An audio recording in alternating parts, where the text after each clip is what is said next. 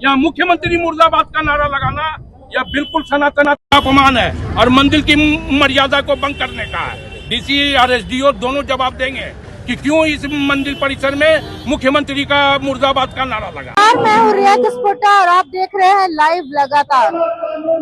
आपको बता दें कि अभी हम लोग पहाड़ी मंदिर में मौजूद है। पहाड़ी मंदिर जो श्रद्धालुओं का जो एक गढ़ हुआ करता था, यहाँ पे जो श्रद्धालु जल चढ़ाने आते थे वो आज एक राजनीति का गढ़ बढ़ गया है। आपको बता दें जो श्रद्धालु सीढ़ी चढ़कर बाबा को प्रणाम करने जाते थे, आज सीढ़ी में ही लोग प्रोटेस्ट कर रहे हैं। आप देख सकते हैं कि जो प्रोटेस्ट हो रहा है मंदिर को लेकर के वो सीढ़ियों पर हो रहा है। आपको बता दें कि जो श्रद्धालु खुशी से दान चढ़ाते थे, अपने श्रद्धालु खुशी से दान चढ़ाते थे, आज उन्हीं दानों पे जो है आपको बता दें कि राजनीति क्या पूरा मामला है। हम लोगों से बात करके आपको बताएंगे क्या हुआ। जो श्रद्धालु रोज आते हैं यहाँ जल चढ़ाने के लिए, सीढ़ियों से चल के बाबा के पास जाते हैं, लेकिन आज ऐसा क्या हुआ कि आप लोग सीढ़ी पे बैठ के वो धन राशि को लेकर बात कर रहे हैं। देखिए क्या है ना कि आप देख रहे होंगे जैसे रोज जो श्रद्धालु आते हैं आज वैसे भी आ रहे हैं। हम लोग जो विरोध प्रदर्शन कर रहे हैं तो उसमें भी हम लोग एक बात का ध्यान रख रहे हैं कि किसी भी आम श्रद्धालु को किसी भी तरह कोई दिक्कत ना हो, क्योंकि बाबा सबके हैं, सबको पूजा करने का अधिकार है, सबको आके पूजा कर। लेकिन हम लोग यहाँ पर धरना में क्यों बैठे हैं, इसका जो प्रश्न है, तो एक धार्मिक न्यास बोर्ड ने जो है ना एक अवैध असंवैधानिक इलीगल नोटिफिकेशन इशू किया है, जिसके माध्यम से उन्होंने हमारी समिति को भंग करते हुए एक नई समिति का गठन कर दिया है। उसमें उन्होंने बोला है कि हमको उन्होंने नोटिस किया, हमने उसका जवाब नहीं दिया। हम सारे मीडिया वालों को हम लोग उस जवाब का कॉपी उपलब्ध करा चुके हैं कि जो हमने उनको जवाब भेजा, जो हमारा जवाब गया है वो हमारे जो सचिव होते हैं अनुमंडल पदाधिकारी रांची होते हैं, उनके माध्यम से हमारा जवाब गया हुआ है। हमारे जो अध्यक्ष है वो खुद जिला के उपायुक्त होते हैं, वो मतलब हमारा एक्स ऑफिसियो पोस्ट है। जो भी रांची के उपायुक्त होंगे वो हमारे अध्यक्ष होंगे, जो भी सदर अनुमंडल पदाधिकारी रांची होंगे वो हमारे सचिव होंगे। तो आप ये बताइए कि वो जो नोटिफिकेशन, इसके अलावा पहले भी वो एक बार ऐसा काम कर चुके हैं जिसमें उनको माननीय झारखंड उच्च न्यायालय से पटखनी खाने पड़ी थी। उसके बाद भी कोर्ट की अवमानना को करते हुए वो ऐसा काम कर रहे हैं। तो ये हम लोग सभी हिंदुओं की भावना के साथ तो खिलवाड़ है ही, एक माननीय झारखंड उच्च न्यायालय की भी अवमानना है। तो मतलब आप ये कहना चाह रहे हैं कि सर जो संगठन का हुआ है यहाँ पर अभी करंटली जो बना है उससे आप लोग संतुष्ट नहीं? संतुष्ट हम लोग कैसे होंगे? आप लोग खुद मीडिया में आते रहिए कि मीडिया से मतलब ये जिला प्रशासन से अच्छा किसी भी संस्था को कौन चला सकता है। हमारी संस्था को जो हमारी जो मैनेजमेंट कमेटी है उसमें टोटल 11 लोग में 7 लोग जो जिला के जो वरिष्ठ है, उपायुक्त, अनुमंडल पदाधिकारी रांची, नगर निगम के सीईओ, एसएसपी साहब, डीएसपी साहब, एडीएम लॉ एंड ऑर्डर, ये लोग हैं। इनसे बेहतर कौन संभाल सकता है रांची जिला प्रशासन को? एक विशेष राजनीतिक दल के लोगों को शामिल कर मंदिर का राजनीतिकरण जो करने की कोशिश कर रहे हैं, हम लोग उसके विरोध में बैठे हुए हैं। अगर कोई समस्या है तो आप हमें बताइए, हम लोग दूर करेंगे। हम लोग से कभी पीछे नहीं हटे। हमारा इंडिपेंडेंट ऑडिट होता है, हमारा सारा का सारा फाइनेंशियल पावर जो है एडमिनिस्ट्रेशन के हाथ में है, हमारे हाथ में कोई भी प्रशासनिक पावर नहीं। हम बस हमारा काम क्या है, श्रद्धालुओं की मतलब क्या बोलते हैं उसको, कोई दिक्कत ना हो, श्रद्धालुओं किसी प्रकार का कोई समस्या ना हो, इसका हम लोग को ध्यान रखना, बस हमारा यही काम है।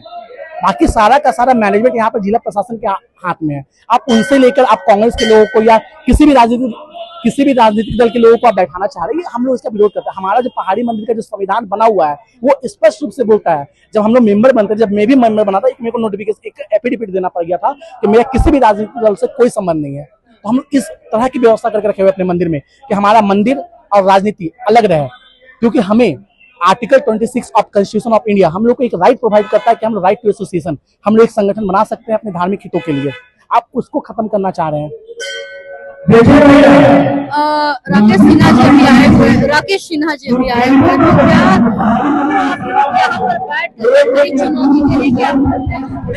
चुनौती उनको क्यों हमने माननीय उच्च न्यायालय में दिया है, क्योंकि ये तो हमारी हमारा प्रॉब्लम नहीं है, ये मानने का भी केस है।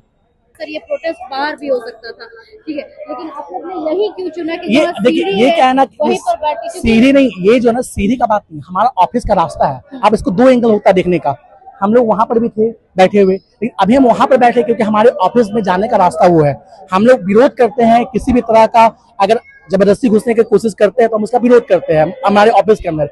अगर उनको ऑफिस के ऊपर कब्जा लेना ही है तो न्यायालय का दरवाजा खुला हुआ। जैसे हमने पिछली बार कोर्ट जीता था, वापस वो कोर्ट जाए, कोर्ट का जो भी माननीय उच्च न्यायालय का फैसला होगा, हम लोग से ज्यादा कोर्ट का सम्मान कोई नहीं करता है।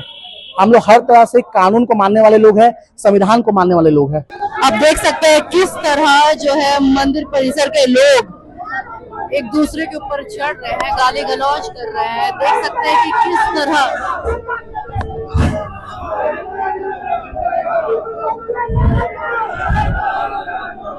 एक तरफ कांग्रेस पार्टी है और एक तरफ मंदिर परिसर के लोग हैं।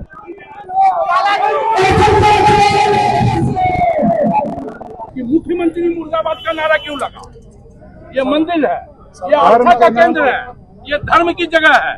यहाँ मुख्यमंत्री मुर्दाबाद का नारा लगाना यह बिल्कुल सनातन अपमान है और मंदिर की मर्यादा को भंग करने का है। डीसी और एसडीओ दोनों जवाब देंगे कि क्यों इस मंदिर परिसर में मुख्यमंत्री का मुर्दाबाद का नारा लगा है। आपके जो आरोप लग रहा है, आप उससे मामला क्या है? पूरा आप पे जो आरोप लग रहा है कि आपने अकाउंट में पैसा मैंने दिया कहा है। कि एक एक पाई का हिसाब मंदिर परिसर के कार्यालय में रखा हुआ था।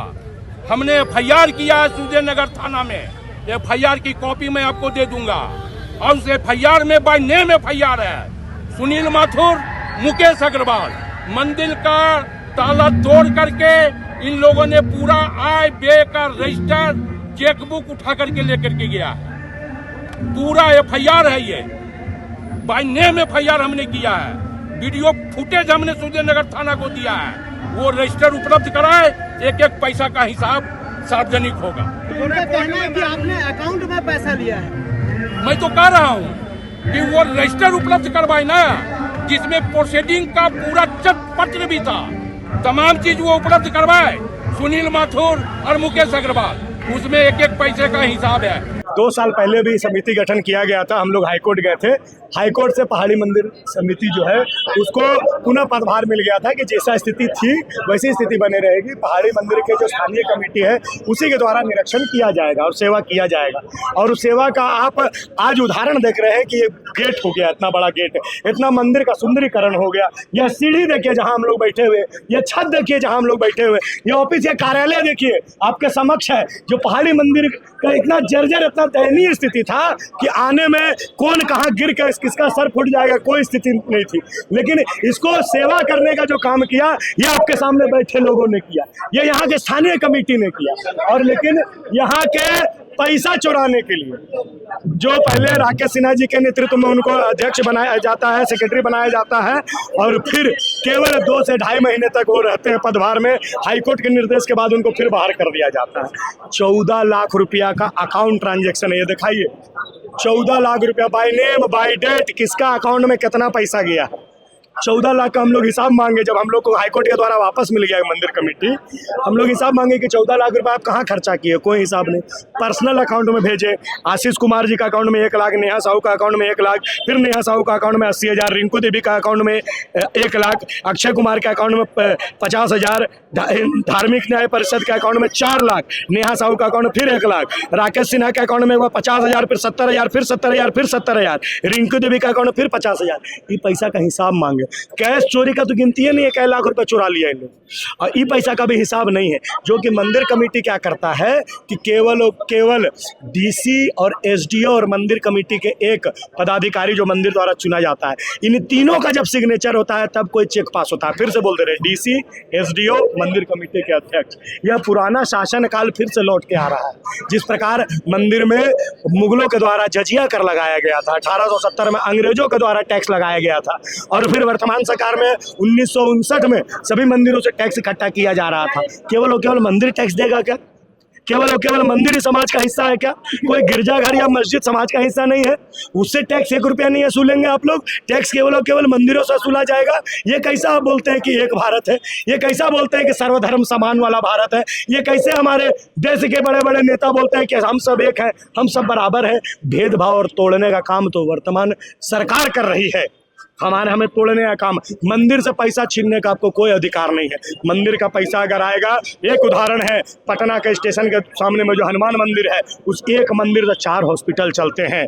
आज जितने भी मंदिर है, जितने बड़े बड़े राज्य में, चाहे अयोध्या में राम मंदिर हो, चाहे 12 ज्योतिर्लिंग हो, चाहे 52 शक्तिपीठ में जो शक्तिपीठ भारत में है, उन सभी शक्तिपीठों के इर्द गिर्द इकोनॉमी घूमती है। सारे शहरों का विकास तभी संभव होता है जब वहाँ एक बड़ा मंदिर होता है, और उस मंदिर से भी आप टैक्स ले लेते हैं। यही काम पुनः रांची का पहाड़ी मंदिर में शुरू होने की तैयारी हो गई है।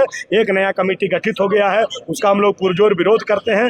मंदिर का पैसा यहाँ के स्थानीय जो कमेटी है उसके अध्यक्ष के द्वारा और एसडीओ और डीसी के साथ, एसडीओ और डीसी के सिग्नेचर के साथ ही जो व्यय होता है, जो खर्च होता है, वो तय होता है। सब चीज पारदर्शी रहती है। चोरों के हाथ में मंदिर हम लोग नहीं जाने देंगे। मंदिर से जो पैसा इकट्ठा होता है, उस पैसा का उपयोग गुरुकुल बनाने के लिए, प्राचीन जो हमारी शिक्षा पद्धति थी उसको स्थापित करने के लिए, क्योंकि देखिए हमारा भारत में वर्तमान में जो कानून है, ठीक है ना, आर्टिकल 25 से लेकर के 28 तक, आर्टिकल 25 से 28 तक कि कोई भी सरकारी संस्थान में धर्म का शिक्षा नहीं दिया जाएगा। ये मैं नहीं बोल रहा हूँ, आर्टिकल 25 से 28 कह रहा है।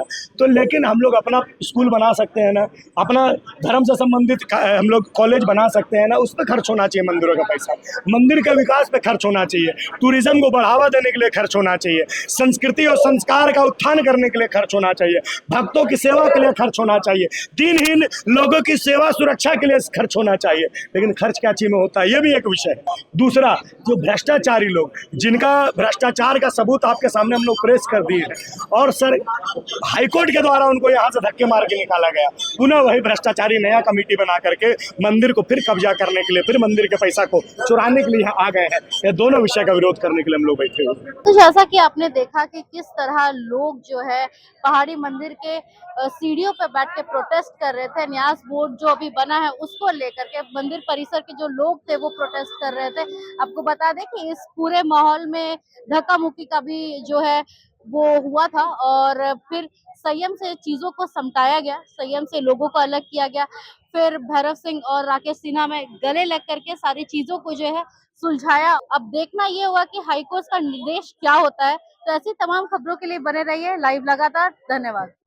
लाइव लगातार के वीडियो को लाइक करें, सब्सक्राइब करें और बेल आइकन को दबाना न भूलें।